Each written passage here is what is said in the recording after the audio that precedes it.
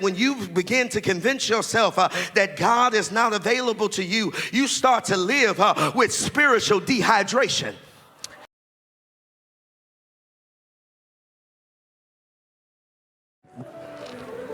Amen. This is the day that the Lord has made. We shall rejoice and be made glad in it.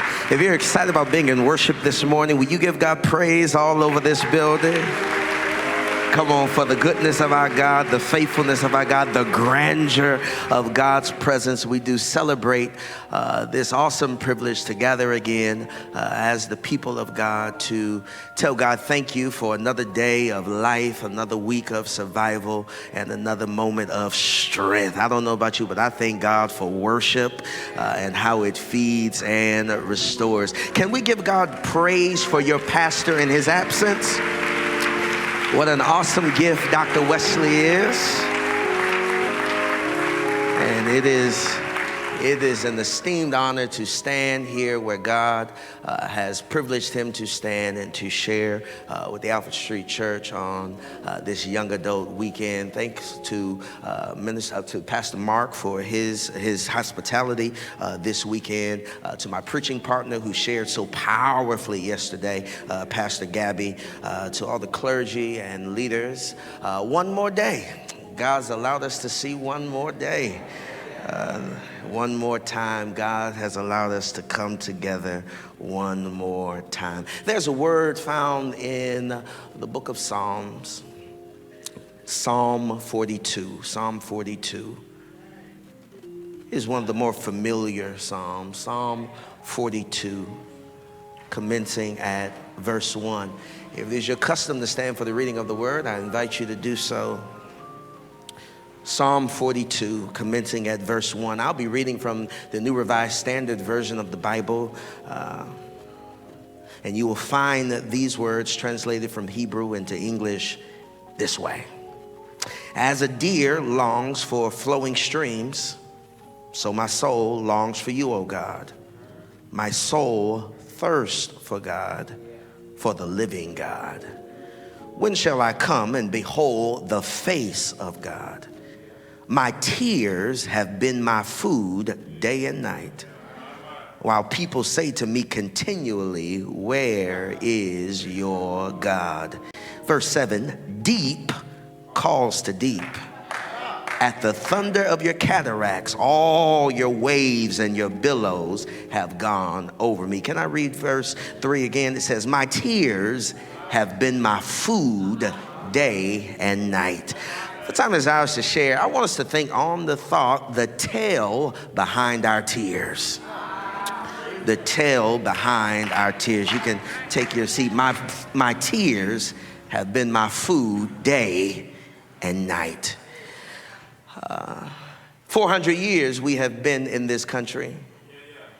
And for 400 years, we have survived America's experiment with capitalism and with democracy.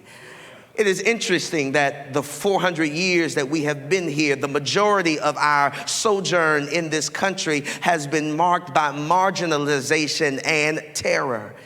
Even now, as we continue to hear threats of terrorism, what we know for sure is that the original terrorists in the world were that so-called Christian organization known as the KKK. America has never really been friendly, has never really promised dreams to us. But it was W.E.B. Du Bois, one of my favorite American thinkers. He writes in Black Reconstruction as he is talking about this time that America is trying to reconcile its past with its future, a time where America is seemingly attempting to overcome the entrenched white supremacy and the structural violence against non-white bodies. He looks at what comes after Reconstruction. He looks at what happens to those brothers and sisters who were nursed on the bosom of slavery. He writes in that book of Black Reconstruction that when God looked at the world, God wept. He said, but that mattered little to an unbelieving age. What mattered most was that the world wept and is still weeping and blind with tears and blood, because although America solved one of its problems, many of us know that America knows how to reincarnate and resurrect its past of pain and brutality. And this blessed me because it's good to know that God has God's eyes on us. It's good to know that God's heart is moved by what God sees. In fact, I know there's some people in here today who are grateful about the fact that God sees you, and that when God sees you, something happens with God's heart. And here is what I love, is that when God looks at America, the land of the free, the home of the brave, when God looks at America, God sees a nation that was built on stolen land by stolen people. And God weeps when God looks at America. God wept as Trayvon Martin was hunted down in his own neighborhood, and Sandra Bland died in a Texas jail cell. God wept as 9 worshipers were preyed upon as they prayed to God. God wept.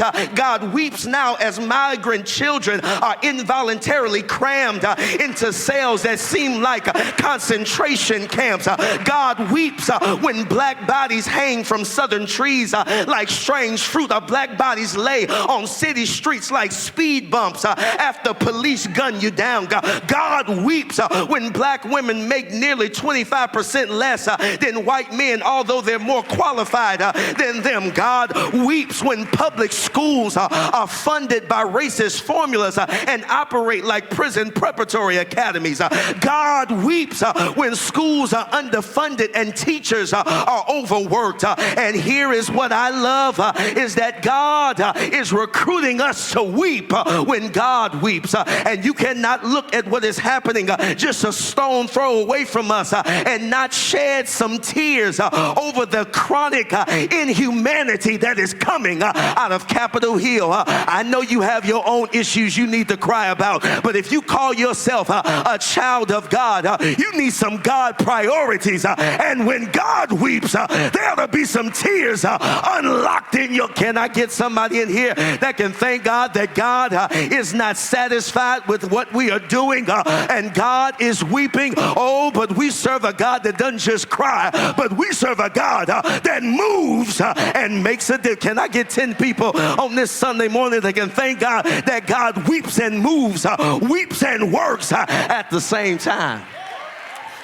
Hear this psalm of longing, this psalm of deep distress. I don't know the context that behind the story behind the psalmist's tears. I don't know the story that is subterranean in this song of distress, this song of longing for God.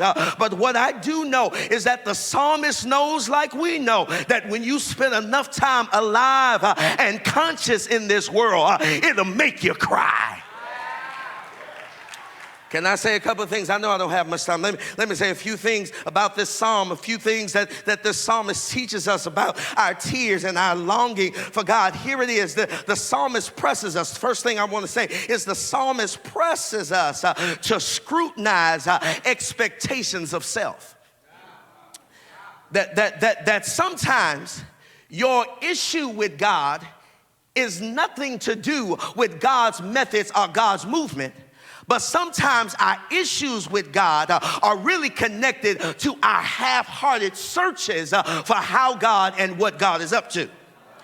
That sometimes it is not God's absence that's the problem. In fact, I'm bold enough to tell you God is never absent, but we have to learn how to put on new lenses and turn up the decibels so that we can hear God's whispers and see God's stealth moves. I wish I had somebody here. I thank God that even when I can't see God moving, God's still up to something. God has some background work. God's doing something behind the scenes that's getting ready to shift the stage of. Can I get somebody to say, I thank God for every behind the curtain act that God did on my behalf that set my stage up so I can be who I've never been, do what I've never done, and go where I've never gone.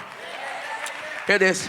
Psalmist says, as the deer longs for the flowing streams of water, my soul longs for God. I love this because here's what I've learned is that proper theology can give you proper emotional hygiene. That some of us are emotional messes because we've been fed some bad, toxic, nonsensical theology that doesn't reflect the God who really is. Somebody here ought to be grateful that you were created in God's image and you don't get to create God in your image, which means your enemies don't control what your God is and who your God is. Anybody grateful you don't serve a God of sexism, a God of white supremacy? You don't serve a God who's a capitalist trying to hold the poor down and make the rich richer. I'm grateful that my God breaks the boxes that we try to put God in. My soul longs for God as the deer longs for flowing water. Here it is. What I love about what the psalmist says is that oftentimes we think God is a resource alongside other resources. Or we act as if God is an option alongside other options. But here's what I've come to learn in my 32 short years of life is that God is not a resource. God is the source. And God is not an option. God is my non-negotiable. I wish somebody said, that's why I walked into the sanctuary this early morning. Not because God's an option, not because God's a good idea. I can't live without God. I can't breathe without God. God is my source. God is my strength. He's everything to me. I wish somebody here would just thank God that God is not one of your priorities, but God is the whence of your being. That's what Frederick Schleiermacher said. God is the whence of my being. I come from God, I live in God, and I'm on my way back to be in the presence of an all-powerful God. Here it is. He says, my soul longs for God the way deer long for water. I don't know about you, water is not an option. I can't live without water. And I wish somebody would tell the people the people who think they run Flint that you can't live with bad water. Here it is. Here it is. I love the fact that there's something in my being that screams out for God. That there is something in me that is theologically magnetic. I'm drawn to God because God is the whence of my being. God is the strength of my life. And here's what you need to understand, that God's presence never maxes out. That's what I love about the self-issuing presence of God, is that the more God gives of God's self, the more God I want. And here's what we need to be careful of, is that when you begin to convince yourself that God is not available to you, you start to live with spiritual dehydration.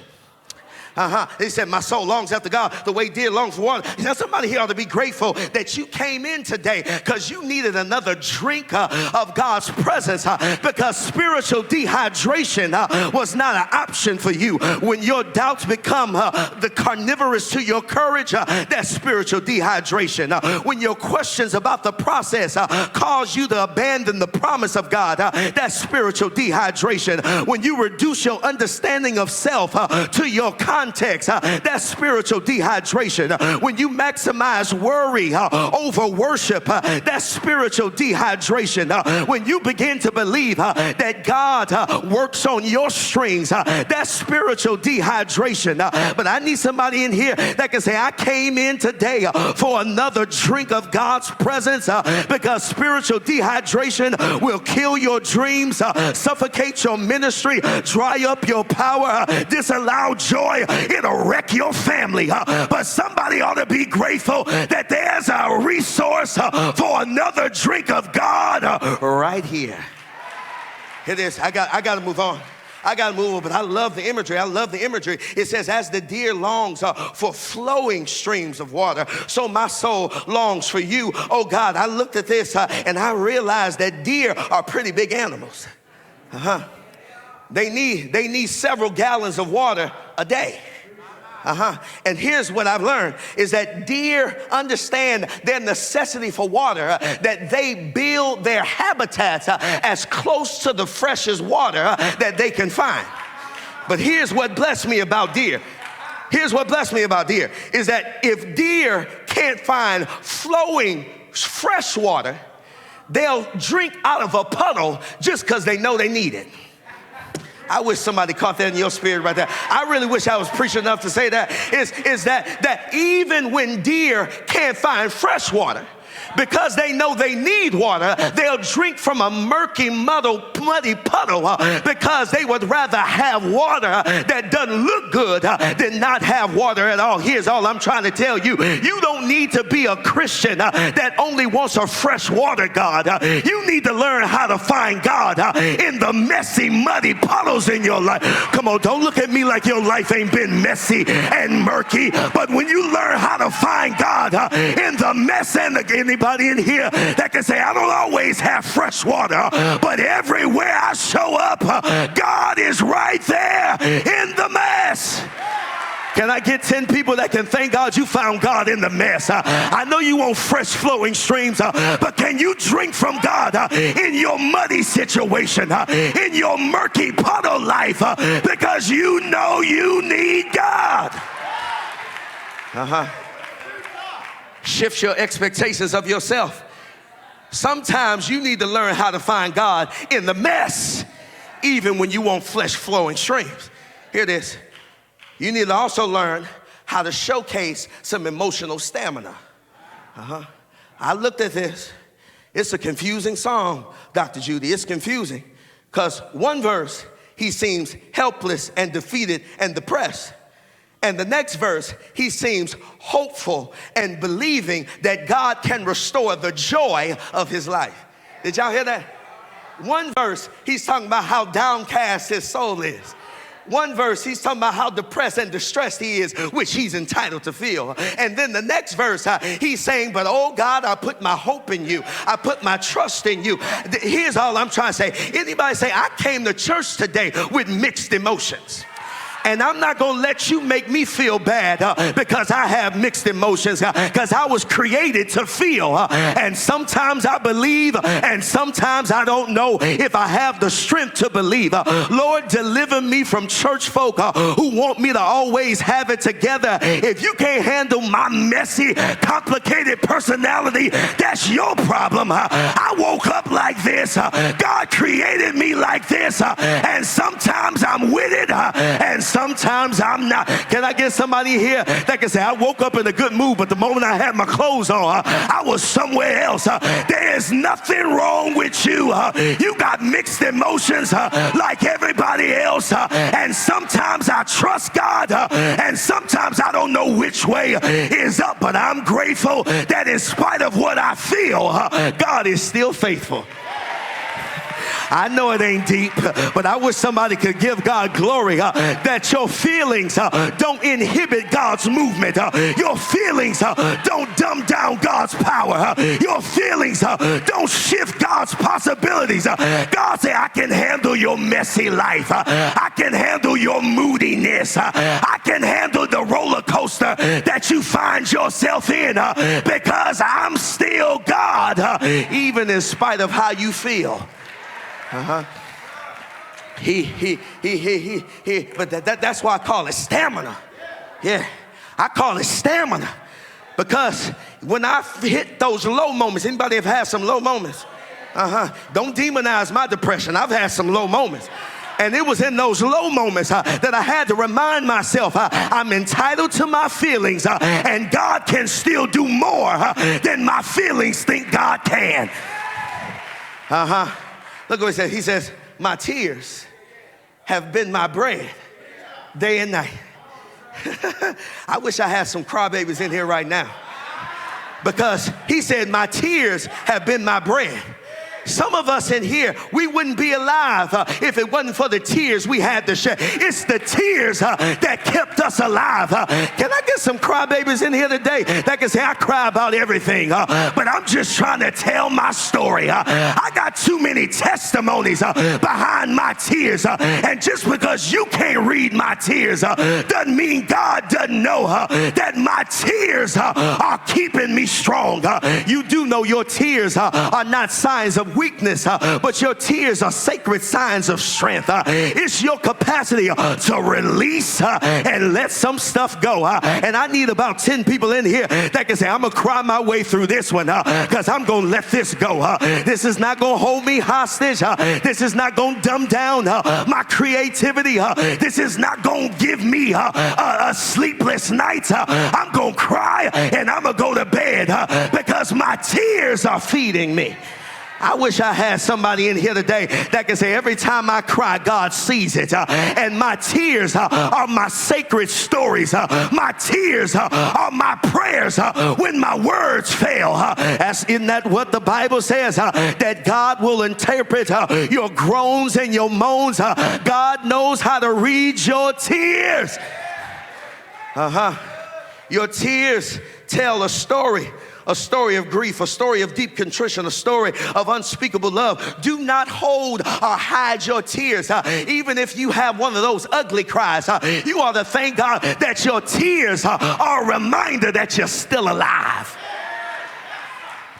Did I just say something to somebody in here that you mad about how much you cry, but you ought to learn how to say, my tears are just another symptom that I'm still alive, because I could be 6 feet under. I could be somewhere not knowing who I am, but I'm crying as a reminder that I'm still alive. I got to push on. But you need emotional stamina. And when mixed emotions come after you and you don't know how you feel from one moment to another, you ought to just thank God that your tears and your feelings are indications that you're still alive. I'm done. You got to learn how to shift your expectations of self. You need to develop some emotional stamina for life. I wish life always made sense, but it won't. I wish one day everything would fall in line, but it won't. But I'm just learning how to carry my emotional baggage and remind myself I'm still worthy of love. I'm still worthy of joy. I'm still worthy of peace. I'm still worthy of hope. I'm still worthy of respect. And even when I don't feel like it, I got to remind myself that I'm worthy enough. Thirdly, you have to surrender your life to your experiential strengths. I'm done. But he says, day and night, I've been eating my tears. Day and night, my tears have sustained me because people keep saying, where is your God? Here's what I need you to know. Don't borrow your enemy's questions about your God.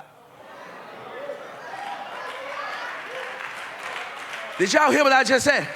Your enemies don't get to tell you who your God is and what your God is up to. You have too much experience with God for you to be taking the opinion of folk who don't know your journey and don't know how good God has been to you. You have too much. Did you look at your resume lately? Everywhere on your page is God showing you I show up when you think I can't show up. I move when you think I can't move. Don't borrow the testimony of your enemy. You got to pull on your own memory. Can I get somebody here say, I got too many memories for me to sit here and doubt God again. I've seen God do too much. I've watched God make too many ways. I've seen God open too many doors. I've seen God forgive me and forgive me and forgive me and forgive me and forgive me. And I wish I had some sinners in the house and forget. I wish some folk who live like me would just thank God he forgives me and forgives me and forgives me. I've seen God do too much. Hey. When you find yourself hitting a low mode, you better grab a memory. You need to live with a hermeneutic of memory. You better interpret every moment of your life according to what God has already done. Anybody ever been healed? That's enough to trust God again. Anybody got a place to stay tonight? That's a reason to trust God again. Anybody paid most of your bills last month? That's a reason to give God praise today. Anybody say, I don't have everything I want, but I have everything that I need. You better grab a memory. Somebody's grabbing a memory right now. Somebody's grabbing a memory right now. Somebody's thanking God for how God has already made a way. Yee. Hey.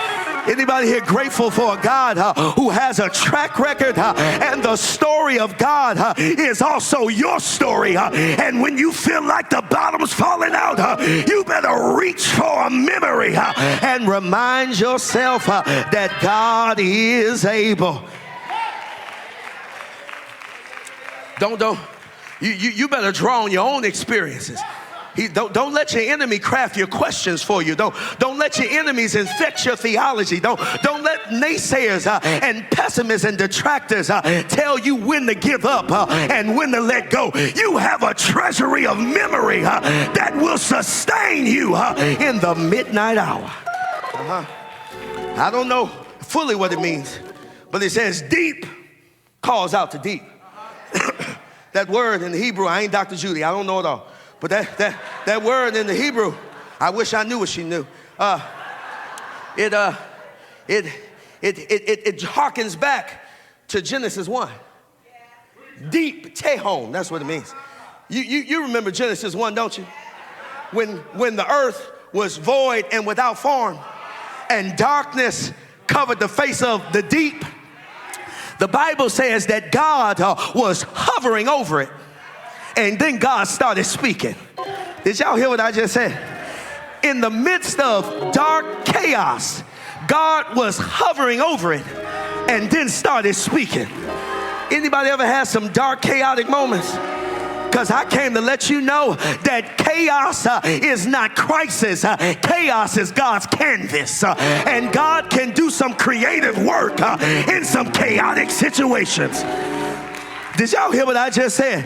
God spoke to the darkness and said, let there be light. And there ought to be some people in here this morning that can thank God that in the midst of your chaos, God organized it. God recited. Anybody ever had some chaotic moments and you thank God in the midst of the chaos, God kept speaking. In the midst of the chaos, God kept moving. In the midst of the chaos, God said, no, not today. You shall get through this because we serve a God that speaks in chaos.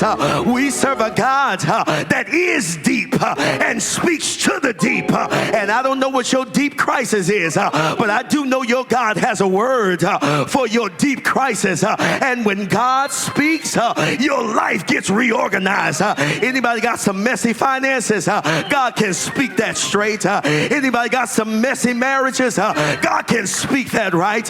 Anybody have some messy lives? God said, all I need to do is hover and speak, and I can shift your chaos. I'm in my seat. But here it is. 1 week, it was actually thanks to Pastor Gabby. I went to Martha's Vineyard. First time I'd ever gone to Martha's Vineyard, and I was going there to preach because I don't have Alfred Street money, so I can't afford to vacation on the vineyard. If I'm going to the vineyard, somebody asked me to come preach or speak or something because I can't afford to vacation at the vineyard. But I got to the vineyard, but I didn't know if I was going to make it because to get from Boston to the vineyard, you have to get on a 10-passenger plane. And I get claustrophobic on planes. Even as much as I fly, I get real itchy and nervous on small planes. And there I was, sitting right behind the pilot on a small plane. I felt every wind and bump on that plane. I literally thought I was going to say, can we turn this around? Because I can't take this ride. Because all the turns we made, all the jolting that happened on the plane ride, I didn't think I was going to make it. But here's what the pilot saw, that I was nervous. The pilot saw that I was uneasy. And so the whole ride, the pilot just kept talking to me. Every time the wind would hit the plane, the pilot would keep talking. Every time a bird would get too close, the pilot just kept talking. Every time we made some questionable moves, the pilot just kept talking to me. And you know what? That's what I've learned how to thank God for, is that whenever my life turns, whenever my life is shook, whenever my life seems like it's falling apart, I have a pilot that keeps on talking to me. Can I get somebody in the building today that can say, God, I thank you that you keep on talking through all the turbulence. You keep on talking through all the chaos. You keep on talking through all the pain. You keep on talking. Is there anybody in here today that can thank God that God keeps talking, that can thank God that God will give you the words you need to survive this journey? Somebody ought to thank God God's still talking. Somebody ought to thank God that God keeps on speaking. Here it is. I forgot to tell you what the pilot told me. The pilot kept saying, whenever you feel the turbulence, that just means we're almost there. I don't know where you're headed, but you're almost there. No weapon formed against you shall prosper. You're almost there. The Lord is your shepherd. You shall not want. You're almost there. Yea, though I walk through the valley of the shadow of death, I'm almost there.